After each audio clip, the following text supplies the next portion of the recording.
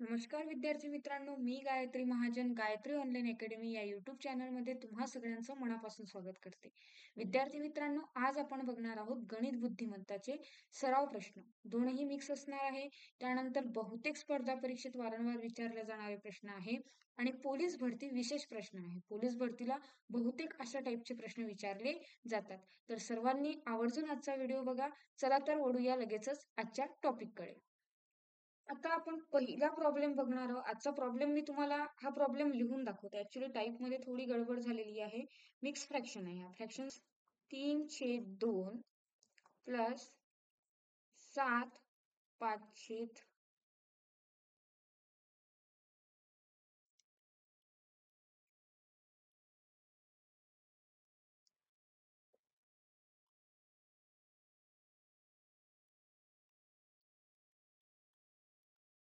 सगळ्यांना स्क्रीनवरती प्रॉब्लेम दिसतोय. या प्रॉब्लेमचा आपल्याला आन्सर काढायचा आहे. आता हा काय आहे? मिक्स फ्रॅक्शन आहे. बरोबर आहे. तुम्ही याला कन्वर्ट करून सुद्धा करू शकता किंवा डिरेक्टली काय करायचं, हे जे कंप्लीट नंबर आहेत ना 5, 7, 6 याची ऍडिशन करून घ्यायची. चला तर मग करूया आपण. दोन पार्ट मध्ये मी याचं डिवाइड करते. बघा, 5 प्लस 7 प्लस 6 किती मिळालं? 5 आणि 7 12. 12 आणि 6 किती झाले? 18. बरोबर आहे. आता राहिलेलं काय आहे? 3/2 प्लस 7 अधिक 1/3. आता बघा रे, जेव्हा आपल्याला जेव्हा फ्रॅक्शन सॉल्व्ह करायचं असतो, ऍडिशन करायची असो किंवा सबट्रॅक्शन करायचं असो, आपण काय बघतो आधी? आपण बघतो की याचा बेस कॉमन आहे की नाही. बेस म्हणजे काय? छेद. छेद काय पाहिजे आपल्याला? समान पाहिजे. पण इथे तर समान नाही रे. मग अशा वेळेस काय करतो आपण? लसावी काढतो. कुठल्या संख्येचा छेदाचा लसावी काढायचा? चला तर काढून घेऊया. काय आहे? 2, 5 आणि 3. तोंडी पण येते, काहीच गरज नाहीये. तिघांमध्ये कॉमन काही आहे का? नाही. मग 2 गुणिले 5 10, 10 गुणिले 3 30. म्हणजे तुम्हाला लसावी काय मिळालेला आहे? 30 मिळालेला आहे. बरोबर आहे. मग आता 30 येण्यासाठी या 2 ला कितीने गुणलं? 15 ने. 30 येण्यासाठी या 2 ला कशाने? 15 ने. तर वर पण काय करायचं? 15 ने गुणायचं. 30 येण्यासाठी याला जर 6 ने गुणलं तर याला पण 6 नेच गुणायचं. 30 येण्यासाठी याला 10 ने गुणावं लागतं, तर वर सुद्धा 10 ने गुणायचं. बरोबर आहे. बघा, 15 दोन्ही 30. ठीक आहे. 5 सख 30 मिळाले 30. 10 त्रिक 30. मग आता चला वरच्या 45 अधिक 6 चोक 24 अधिक 10 एके 10 किती मिळालं? चला बघा, 79. बरोबर आहे. 79 डिवायडेड बाय 30 म्हणजे 79 भागिले 30. याचं उत्तर काय मिळतं तुम्हाला? 30 एके 30, 30 दुने 60. बरोबर आहे. 2 पॉइंट नंतर किती आलं? 63. 2.63. बरोबर. इथपर्यंत सगळ्यांना समजलेलं आहे. मग आता काय करायचं आहे आपल्याला? हा जो 18 आहे, हा 18 आपल्याला मिळाला होता इथे, आणि हे आन्सर त्याच्यामध्ये काय करायचं? ऍड करायचं. 18 प्लस 2.63. इथे काय काही नाहीये, म्हणजे पॉइंट नंतर काय देतो आपण? 0 देतो. म्हणजे 63 पॉइंट 8 आणि 2 10 ला 0, हातचाला 1, 1 आणि 1 2 म्हणजे 20.63. म्हणजे याचा आन्सर तुम्हाला काय मिळालंय? 20.63 मिळालेलं आहे. सोपं आहे की नाही रे? कठीण आहे का? सांगा बरं. सगळ्यांना जमतंय? सगळ्यांना कन्सेप्ट समजते? लक्षात येते काय सांगते ते? चला तर नेक्स्ट. चला तर विद्यार्थी मित्रांनो, हा प्रश्न तुम्हाला सगळ्यांना समजला असेल. काय केलं? जे पूर्ण संख्या होत्या त्याचा आधी बेरीज करून घेतली. त्यानंतर जे फ्रॅक्शन होते त्या फ्रॅक्शनचा बेस सेम करण्यासाठी आपण काय केलं? त्यांचा लसावी काढला. लसावी 30 मिळाला. बरोबर आहे. मग आता 30 येण्यासाठी प्रत्येक संख्येला कितीने गुणावं लागलं? त्यांनी अंशाला पण गुणायचं आणि छेदाला पण गुणायचं. बरोबर. आणि अंशांची जी बेरीज आली ती लिहिली, त्यानंतर त्याला डिवाइड केलं आणि आपलं जे आपल्याला दोन पार्ट मध्ये केलं होतं आपण, एक फ्रॅक्शन वाला आणि एक कंप्लीट वाला, त्या दोघांची काय केली? मग ऍडिशन केली. मिळालं या प्रश्नाचा आन्सर. चला वळूया नेक्स्ट. आता इथे बघा, आरशाला इथे क्वेश्चन मार्क दिलेला आहे. बरोबर आहे. तर दिवा प्रकाश. आता सगळ्यांना माहिती आहे दिवा काय देतो? प्रकाश देतो. दिवा काय देतो? प्रकाश. मग आरसा काय दाखवते? तुम्हाला प्रतिमा दाखवते. काय दाखवते? प्रतिमा. मग असे प्रश्न येतात आणि आपल्याला सहज सुटतात ते. बरोबर आहे. थोडासा विचार करण्याची गरज असते किंवा कधी कधी आपण विचारही करत नाही, एकदम दिसता बरोबर टिक करायला सुरुवात करतो. आता बघा इथे वर्ष, वर्षानंतर काय महिना, महिन्यानंतर काय येतं रे? इथे तुम्हाला काय दिलेलं आहे? उतरता क्रम दिलेला आहे, बरोबर आहे. वर्ष सगळ्यात मोठं असतं, महिना मोठा, आठवडा येणार आहे. हा काय आहे? उतरता क्रम आहे. हा काय आहे? उतरता क्रम, बरोबर आहे ना. बघा तास, तासापासून दिवस, दिवसापासून आठवडा, आठवड्यापासून महिना, महिन्यापासून वर्ष, हा झाला चढता क्रम. नंतर वर्ष, वर्षानंतर लहान काय आहे? महिना, महिन्यानंतर लहान आठवडा, आठवड्यानंतर लहान दिवस, दिवसानंतर लहान तास, बरोबर. तर या प्रश्नाचं उत्तर काय आहे? आठवडा असं आहे. चला वळूया नेक्स्ट क्वेश्चन कडे. त्यानंतर इथे तुम्हाला काही प्रश्न दिसतंय, संबंध दिसतोय. 12चा संबंध कुणाशी आहे? 21, बरोबर आहे. तर 24चा संबंध कुणासोबत असणार? आता बघा 12, 12ला उलट लिहा रे. काय होते? 2 1. मग आता 24 आहे, 24 ला उलट लिहिलं तर काय होणार? 4 2. आहे का ऑप्शन मध्ये? येस आहे, बरोबर आहे. किंवा तुम्ही याला असंही लॉजिक लावू शकता, 12 एके 12, 12 दुणे 24, म्हणजे याला 2 ने गुणलं मग 21 दोन्ही 42, बरोबर आहे. हे सुद्धा ऑप्शन लागू शकतं. आता नेक्स्ट क्वेश्चन तुम्हाला A Z B Y C X असं दिसतंय. मग आता पुढची टर्म काय येणार आहे बघा, किती इझी आहे हा प्रश्न. A Z B Y C X, next काय येणार बघा इथे ए बी सी, पुढे काय येणार आहे रे? D, obviously. ठीक आहे. इथे बघा झेड वाय एक्स, इथे काय येणार आहे? उलट आहे डब्ल्यू, बरोबर आहे. म्हणजे डब्ल्यू एक्स वाय झेड, आले लक्षात. म्हणजे इथे काय येणार आहे? डी डब्ल्यू ही टर्म येणार आहे. सोपं आहे की नाही? काहीही कठीण नाही. आणि असे प्रश्न येतात बरं. काही जण असाही प्रश्न विचारतील, मॅडम एवढं इझी विचारलं जातं का? हो, एवढं इझी विचारला जातो. अशा प्रकारचे प्रश्न असतात आणि आपण तिथेही कधी कधी गडबड करतो, बरोबर आहे. यासाठी हे प्रश्न खूप इझी असतात. फक्त यासाठी तुम्हाला महत्वाचा आहे सराव, आणि जो सराव तुम्ही आवर्जून करायला हवा. करताय, बरोबर आहे ना. माहिती नाही, मला नाही माहिती तुम्ही सराव करताय की नाही, पण मला विश्वास आहे की तुम्ही नक्की करणार. आजपासून तरी सराव करा. प्रत्येक गोष्टीची काय पाहिजे? आपल्याला प्रॅक्टिस पाहिजे. जोपर्यंत प्रॅक्टिस आपण परफेक्टली करणार नाही तोपर्यंत आपल्याला प्रश्न सुटणार नाही. आता बघा ह्या जर प्रश्नांचे तुम्हाला सराव असेल ना, म्हणजे प्रॅक्टिस असेल तुमची, तर तुम्हाला हे प्रश्न पाहता क्षणी सुटतात. काही जण करून बघतील, काही जण लगेच ऑप्शन टिक करतील. पण तुम्हाला प्रॅक्टिसच नाहीये, तर तेव्हा तुम्हाला कॉन्फिडन्स सुद्धा वाटत नाही. म्हणजे जेवढी तुम्ही प्रॅक्टिस कराल तेवढा जास्त तुमचा काय होतो? कॉन्फिडन्स वाढतो, बरोबर आहे. चला तर वळूया नेक्स्ट क्वेश्चन कडे लगेचच. चला तर विद्यार्थी मित्रांनो, सगळ्यांना स्क्रीनवरती प्रॉब्लेम दिसते बघा. 5 25 तर 125 चा संबंध कुणाशी, असा प्रश्न विचारलेला आहे. आता जेव्हा असं असतं तेव्हा बघा, आता तुम्ही एक लॉजिक लावू शकता की इथे 5 आहे, 5 चा वर्ग 25, पण 125 चा वर्ग तर खूप मोठा येणार ना, मग इथे आहे का? नाही आहे. एवढी मोठी संख्या इथे नाही. मग आता याचं लॉजिक आपण या पद्धतीने लावू शकतो बघा. 5 चा पहिला घात काय येतो? 5. 5 चा दुसरा घात काय येतो? 25, बरोबर आहे. 5 चा तिसरा घात काय येतो? 125. मग आता 5 चा काय काढायचा आहे? चौथा घात काढायचा आहे. किती असणार?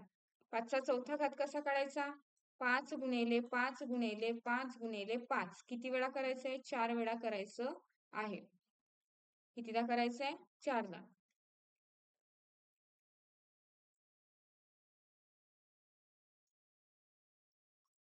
बघा रे, 5 5 25, 5 5 25, बरोबर आहे. मग आता मला सांगा 25 गुणिले 25 किती होतं? 625. आहे का ऑप्शन मध्ये? Yes, option C. म्हणजे या क्वेश्चन मार्कच्या जागी काय येणार आहे? 625. सोपं आहे, समजते सगळ्यांना, काहीही कठीण नाही. आणि हे प्रश्न 100% विचारल्या जातात, बरोबर आहे. ज्यांची प्रॅक्टिस खूप चांगली असेल त्यांना वाटत असेल खूप इझी क्वेश्चन आहे, बरोबर आहे. आणि ज्यांना सुरुवातच आहे त्यांना असं वाटत असेल की नाही यार क्वेश्चन ठीक आहे आणि आपल्याला समजत सुद्धा आहे. चला वळूया नेक्स्ट क्वेश्चन कडे. आता बघा, काही प्रश्न टाईप केलेले होते आणि काही नव्हते, तर ते लिहून घेतलेले आहे. ठीक आहे. आता बघा, 21चा संबंध कुणाशी आहे? 3शी. तर 35चा संबंध कुणाशी येणार आहे? बघा, आता जर तुम्ही बघितलं तर इथे एकदम सिंपल लॉजिक आहे. ऑप्शन बघितले, छोटे छोटे ऑप्शन आहे, म्हणजे तुम्ही 2 + 1 काय मिळालं तुम्हाला? 3 मिळालेलं आहे, बरोबर आहे. मग आता 3 + 5 किती मिळते? 8 मिळते, बरोबर आहे. ऑप्शन मध्ये आहे का? यस, ऑप्शन 1, बरोबर. आता काही जण असे लॉजिक लावू शकतात, 3 × 7 = 21, 3 × 7 = 21. मग पण इथे लॉजिक लागणार नाही, इथे काहीच लॉजिक लागणार नाही, त्याच्यामुळे हेच लॉजिक काय एकदम करेक्ट आहे. आता नेक्स्ट बघा, 2 विषम संख्यांचा गुणाकार 35 आहे. ठीक आहे, म्हणजे 35 चे जर अवयव पाडले आपण, तर ते दोनही काय असले पाहिजे? विषम असले पाहिजे. हे सोपं आहे, 7 आणि 5 सगळ्यांना माहिती आहे. तर त्यातील मोठी संख्या कोणती? कुठली? 7 आहे. ठीक आहे. आता जर हे इझी आहे म्हणून तुम्हाला समजलं, जर आणखी यासाठी एक ट्रिक आहे. ज्यांना असं नाही करता आलं त्यांनी काय करायचं? 35 आहे ना, 35 मध्ये काय टाकायचा? +1 करायचं. केलं? किती मिळालं? 36 मिळालं. तर 36 चा घ्यायचा वर्गमूळ. किती मिळतो? 6. किती मिळालं? 6, बरोबर आहे. मग 6 पेक्षा एक मोठी संख्या लिहायची आणि 6 पेक्षा एक लहान संख्या लिहायची. म्हणजे 6, 7, 5. बघा, 5 × 7 केलं तर 35 होतंय आणि त्यातली मोठी संख्या कुठली आहे? 7 आहे. हे सुद्धा लॉजिक लागू शकते किंवा तुम्हाला डायरेक्टली काढता येत असेल तर त्याही पेक्षा छान आहे. ठीक आहे.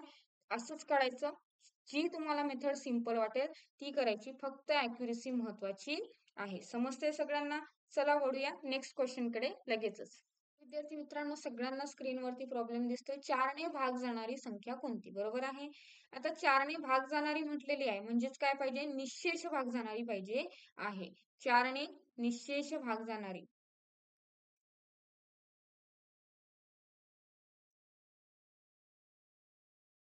4 ने निश्शेष भाग जाणारी संख्या कुठली?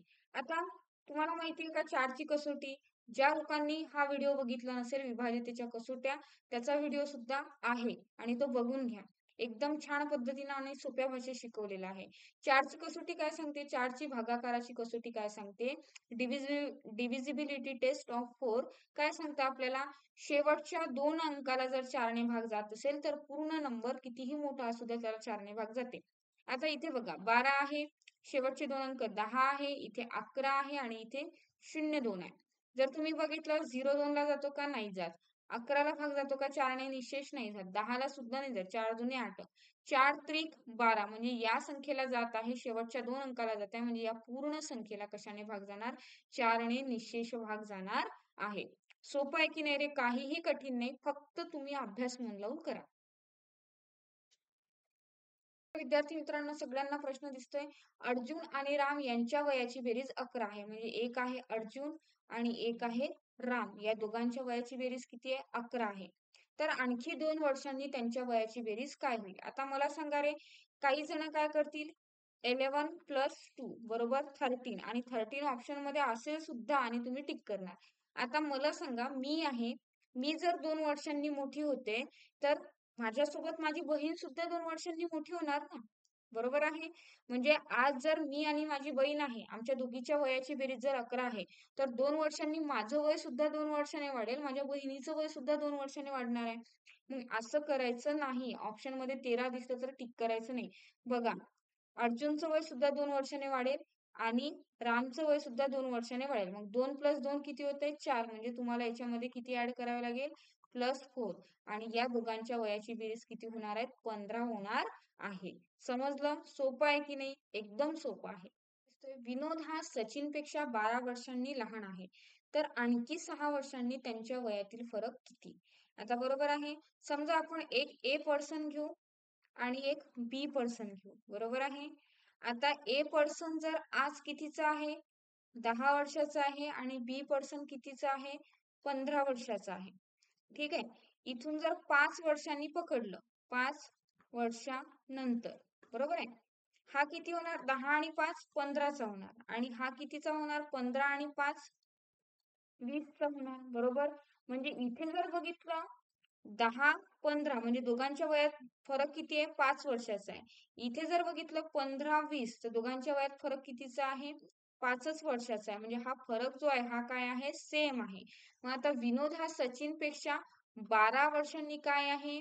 लहान आहे. आणखी 6 वर्षांनी, आता 6 वर्षांनी सुद्धा त्यांच्या वयातील फरक किती असणार आहे? 12च वर्ष असणार आहे. समजलं? मग याचा आन्सर किती येणार आहे? 12 इयर्स. मी ऑप्शन दिलेले नाहीये, पण ऑप्शनमध्ये 12 इयर्स आहे. बरोबर आहे?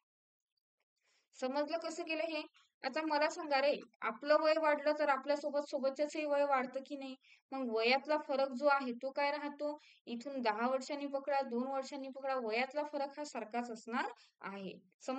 चला तर विद्यार्थी मित्रांनो, इथे आपण थांबूया. जवळपास 11 प्रश्न आपण बघितले. प्रत्येक प्रश्न वेगळ्या टाईपचा होता. बरोबर आहे. आणि प्रश्न खूप इझी नव्हते, मॉडरेट होते. ठीक आहे. आणि ज्यांची प्रॅक्टिस चांगली असणार आहे त्यांना हे प्रश्न इझी वाटणार आहे. पण ज्यांची प्रॅक्टिस सुरुवातच आहे, नव्याने सुरुवात केली आहे, त्यांना हे क्वेश्चन थोडे मॉडरेट वाटेल. बरोबर आहे.